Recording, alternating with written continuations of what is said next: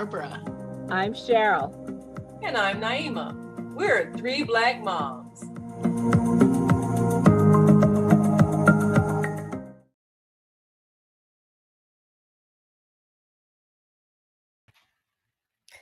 We are just a little past the middle of Black History Month. So today we're going to talk about movies.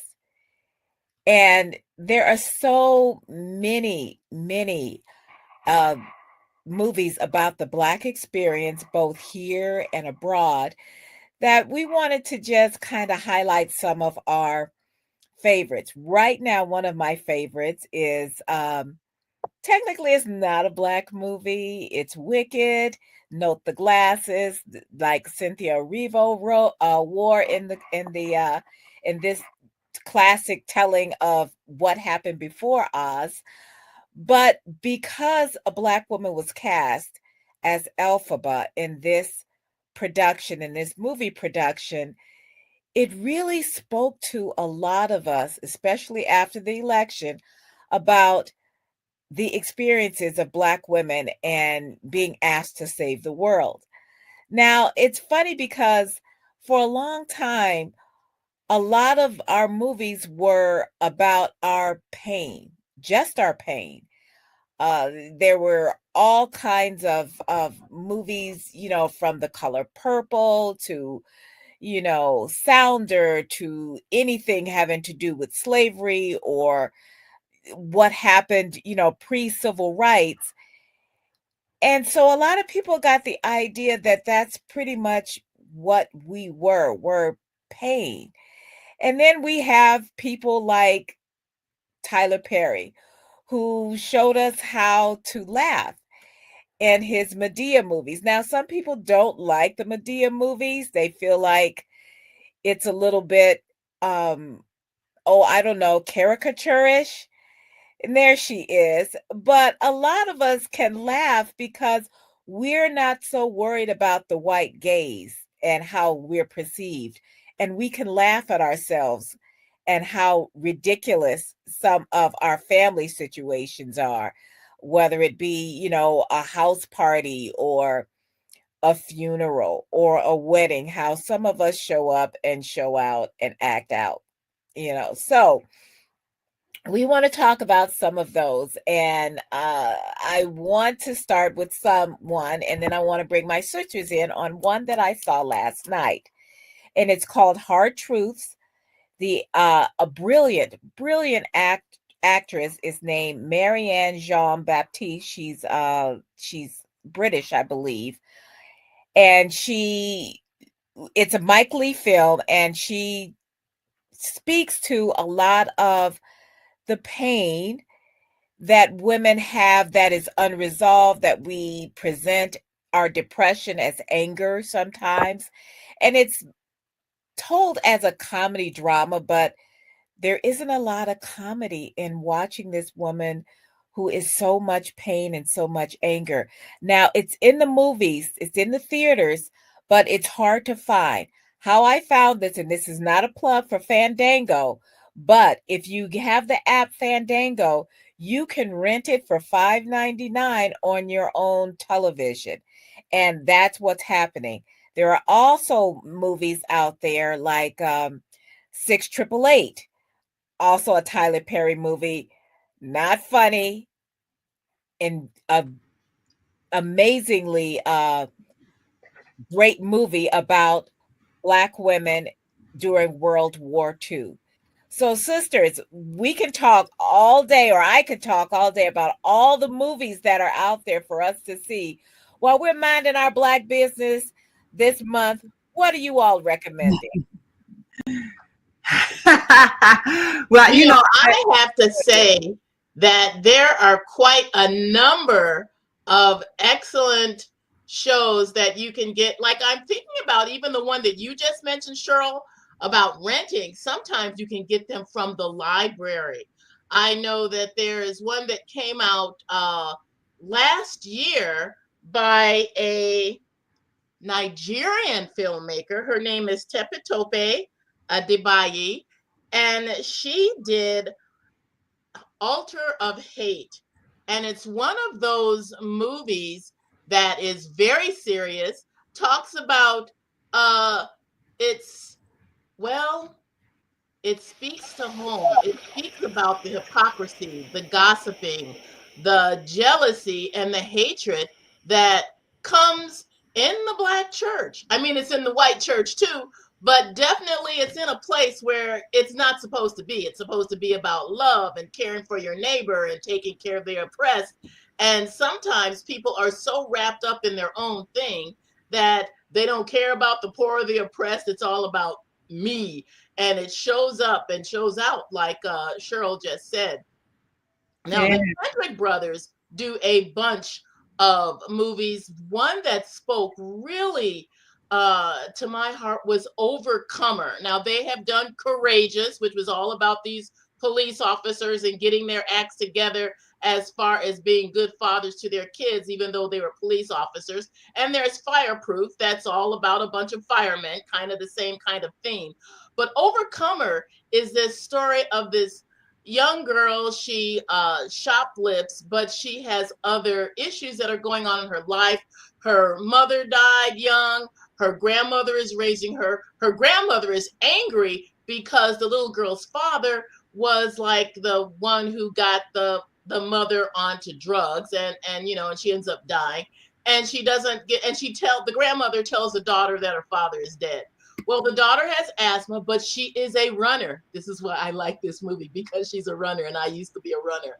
And it goes into this great drama of her dealing with her issues. This is one of those Priscilla Shire movies. The Kendrick brothers use Priscilla Shire a lot. She is a Tony Evans' daughter, and she's married with 3 kids, and she has this ministry where she goes all over, you know, the country, ministering to women and speaking about the traumas that they're dealing with in their lives.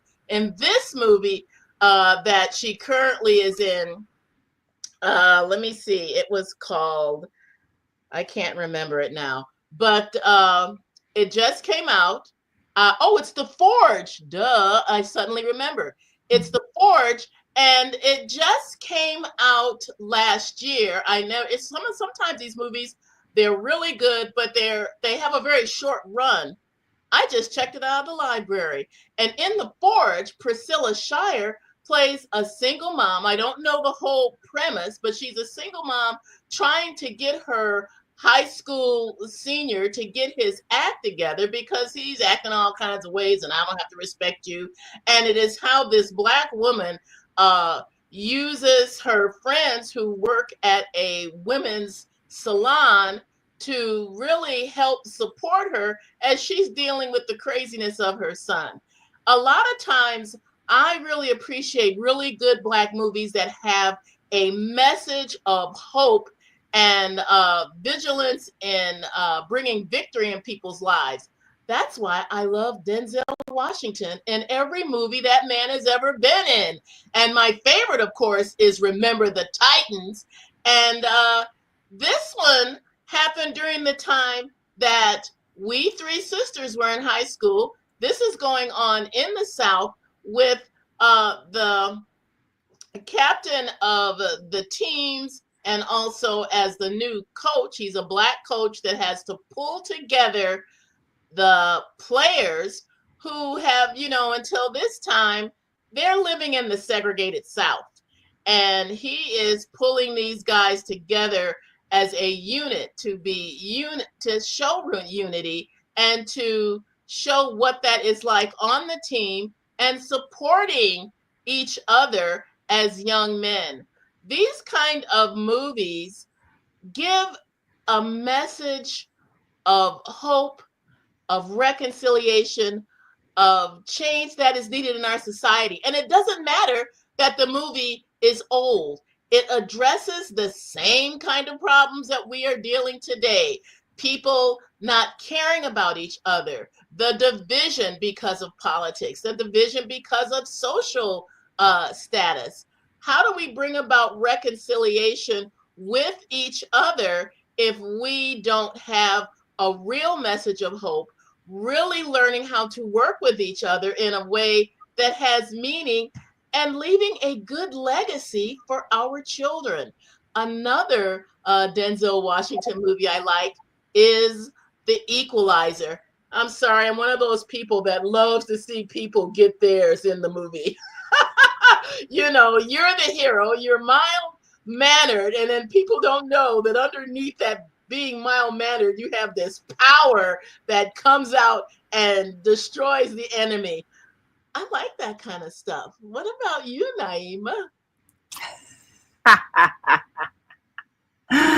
Well, I must say, my taste in movies, even though I've seen some films that have, maybe been a little bit violent. I don't like violence. I really do prefer comedies, but a lot of the older films, I really enjoyed. Like, now I have watched a lot of the TV miniseries, and of course, we all know that Roots was one of those that was a very popular miniseries that That movie changed our lives. and that changed our lives. I mean, it changed what people actually knew and understood about the history, because people had been ashamed to even talk about slavery, and then understanding that there was something powerful that happened prior to slavery. A lot of times blacks didn't even know about that. So that was my first mini series. That it was really historic. Now, another one of my favorites, which I see you put it up there, Shaka Zulu. Yeah, looking back on it, it was it was very violent. Not But a comedy. it was not a comedy. It was another mini series. I loved Henry Sele as Shaka Zulu. The woman who actually played, his wife or whatever, who had his child, and he killed the child. It's horrible. But she came to our house when Zakiya was very little, and she came to our house. She visited us. She happened to be in Chicago. She's from South Africa. She came to our house, played her guitar for us and everything. It was really nice. But she was just telling us a little bit of background about the story, and how he was just this regular soccer player that became, this famous movie star. And he was like, what? So he's a really humble person. But the film, it was very impactful, very dramatic. I watched it. It was another mini series. I think it was like 5-day mini series, told the whole history of South Africa. And you kind of understood why it's still sort of in a mess, because just the intensity of the rivalry and the infighting, the families and all that sort of thing. But I thought it was a very deep look at history, even though it was extremely violent. Not something I would probably watch today, but I was just fascinated with it at the time. So I like a lot of the old history movies. Now, the film that you mentioned that I haven't seen yet, that I intend to see, is 688. Everybody's talking about that, and I think that is a very powerful movie that does, of course, give a vision of women, just like the movie, what was that, Hidden Figures. Yes. Yes. Gave a different perspective of women, and based on a true story. Based on a true story. So Yes. These kinds of things, and another warrior movie. No, I like my warrior movies. I'm a Xena fan from way back, so I totally love The Woman King. I did love The Woman King. She was a real person, and that was another one based on a true story. Of course, I truly love Viola Davis. That was a very powerful portrayal. And I went to see it with Zakiya, and I'm so silly, I'm walking down the street, we were after the movie, and I'm doing that silly, I God, yeah. And Zakiya's like, oh, Ma, I can't take you nowhere, Not help ourselves. it was Yeah, when I came out exciting of to watch. watching Wakanda, I was like, Wakanda forever. I know. So I mean, these warrior movies, they kind of also they let you know that we were not docile people taking a lot of stuff. So because a lot of that, the image of us being these docile people, just kind of let yourself be abused and enslaved.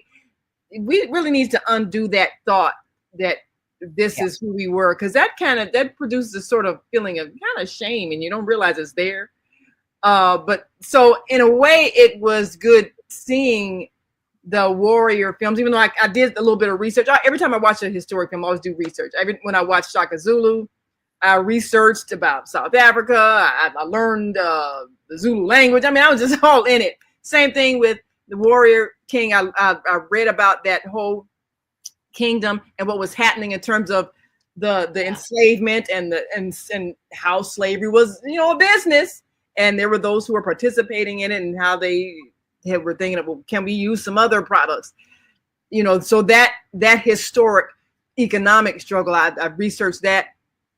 But I like films that are historic, and I don't like violence in warrior movies. I probably don't watch them anymore. Many times already. but I did enjoy those. Now, a movie that I enjoyed, and I flashed a bit, The Lion King, and they remade it as a film with I guess animatronics or whatever they use for that, which was a good remake of the animation. But I liked that film that came out, I think when Zakiya was like 5 or something. But I enjoyed it. And it had Black actors doing the voices, which was good. Most of the voices. Yes. Most of the voices were Black people, or that sort of thing, because it's supposed to be in Africa, so you kind of think, okay, something's in Africa, why have you got a British voice? They were using British actors. Yeah, so at least they try to be somewhat authentic. So I did like that as a movie, because I like movies with a moral theme to it, where you're trying to teach something, and he was teaching his son about responsibility and who you are, and you come from a lineage where you are expected to rule and to be responsible for your kingdom, your people. They depend on you and all that kind of thing. So I like stories that have a moral. Now, you mentioned earlier Medea, and I love Tyler Perry.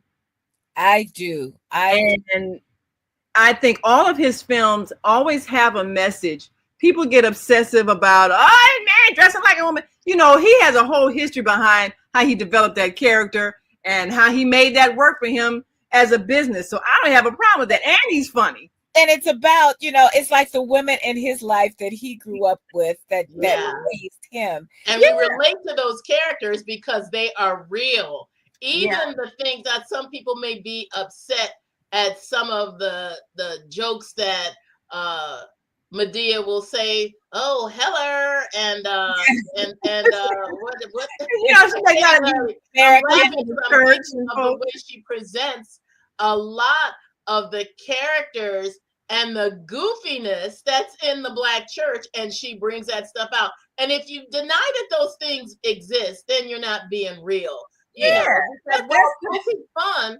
It is also, there's that serious side where you go, this has to stop. And I have to say, Medea has the best sight gags that I've ever seen in anything. I remember once she was getting after this child, she was going to give her a spanking, and she opened up this bag and had a handful of belts. I started laughing so much I started crying. I was like, it's humorous.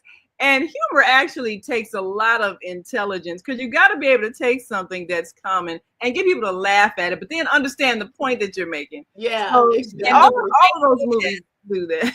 Is that amid all of the things, and like I said, there's plenty of movies about pain, and 12 Years a Slave was an amazing movie. Yes, because it showed it is finally addressed the brutality. It's not like you said, they're not just singing and happy picking cotton, that there was a lot of brutality. But a lot of these movies that are humorous, they speak to our joy. You They know, do, and you have to be able to laugh. all of the things that are happening right now, we have to remember that joy in itself is part of the revolution. Is that you're not going to beat us down so much that all we can talk about is the pain and the suffering and the, oh, we did this and they did that to us.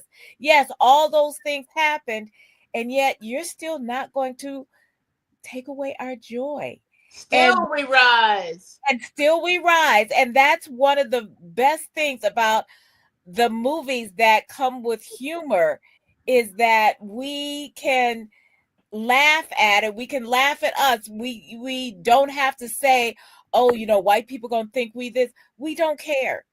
We don't care. It's, it ain't about us performing for them. It is about us embracing all the silliness, and there's plenty of things that are online that show up, that are just for us, that show us how much we can laugh through the tears, the joy inside our tears, because that is part of the resistance. Joy is also part of the resistance. And I love these movies that are inspirational. 6888 is incredibly inspirational. It's on Netflix, people. Well, once again, I am not saying yes, you need to get streaming services. I got way too many. But you gotta have time to read books. We already did the books. We're also reading the books. But when there are things out there like 6888, you know what? Support it. Support it. There was a time like when Black Panther came out, and those are flights of fancy, and I wish it was a documentary, but maybe one day. But we need to also remember that if we don't go to these movies, if we don't support these movies, download them, buy them, rent them, whatever you have to do, they will not be made, because there's parts of Hollywood that still says, oh, people aren't going to watch this. When people don't buy these movies, people won't watch it. So when they say these things, they're telling us, and we spend a lot of Black dollars that are not in our own communities, and that's a whole nother conversation. So we need to use these Black dollars that we have and support our own people, support our filmmakers, support our artists, support our writers, because that is part of being us. That is so important. And I remember there was a time when the first Black movies came out, and they called them Blaxploitation films, because they were, they were like low level dramas or detective goofy things. But Black movies have evolved. We've come up even since Raising the Sun. Raising in the Sun. I do have to talk about my man Sidney Poitier, who's done the best works. Always so many movies. Always yes, he really had. Even in a comedy, he always had his dignity. And Uptown Saturday Night. Yes.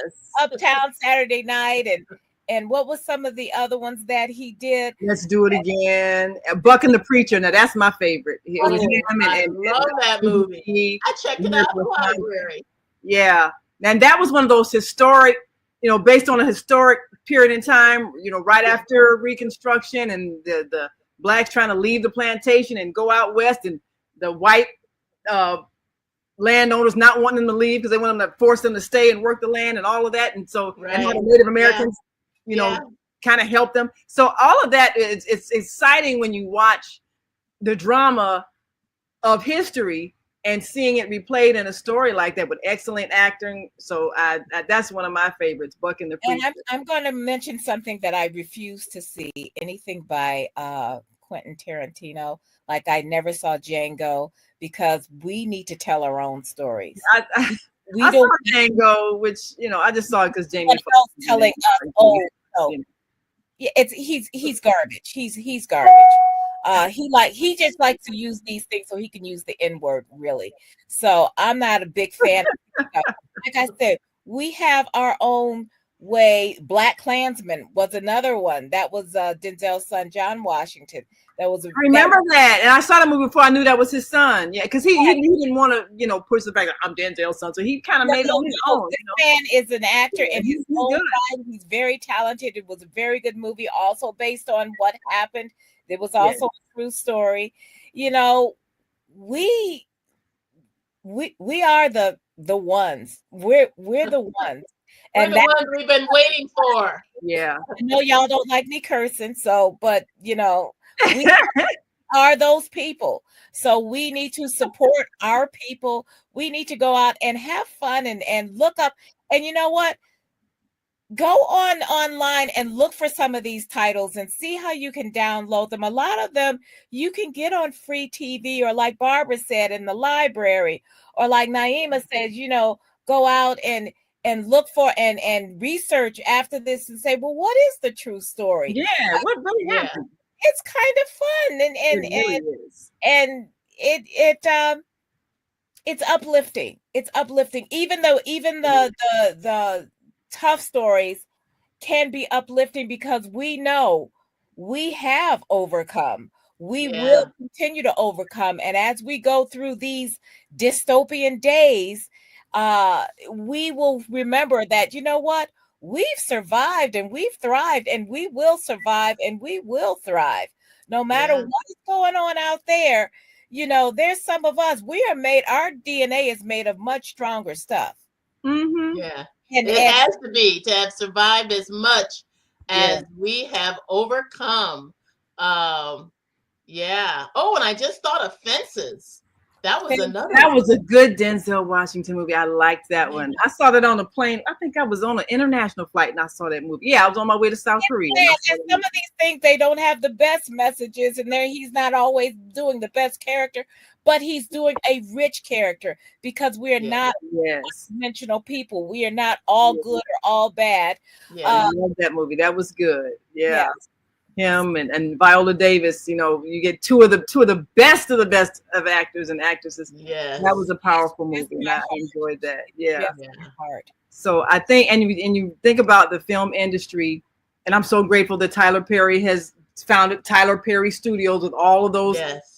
All of that space. Giving jobs to many Black people. Giving jobs to a lot of people in the industry. And so it's only going to get better. And like you said, Cheryl, we don't need to worry about whether other people approve or like what they see. It's about us. Do we enjoy telling our story? Do we enjoy laughing? Do we enjoy crying? Do we enjoy expressing who we are? And can we make a thriving industry out of our films? Yes, we can. So let's go and go to the movies, see our people, and enjoy the cinema. That's what it's here for. Yes. So we want to thank you all for being with us, and remember to like and subscribe us on our Facebook page, 3 Black Moms, and YouTube channel, 3 Black Moms, and join us every Sunday. We're here at 5 p.m. Central, 6 p.m. Eastern, and wherever you are in the world, you can see us online. Just figure out the time zone so that you can see us live, and feel free to leave your comments and we will gladly respond. So until next week, I'm Naima. I'm Cheryl. I'm Barbara. We are 3 Black Moms. And we will see you next week. And hopefully we will see you at the movies. Enjoy the rest of your day.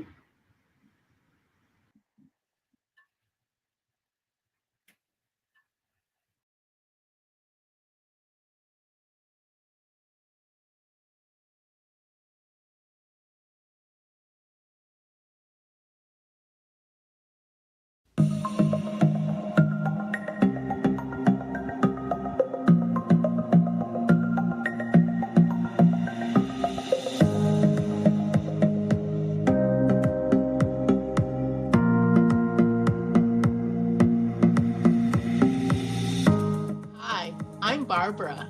I'm Cheryl. And I'm Naima. We're 3 Black Moms.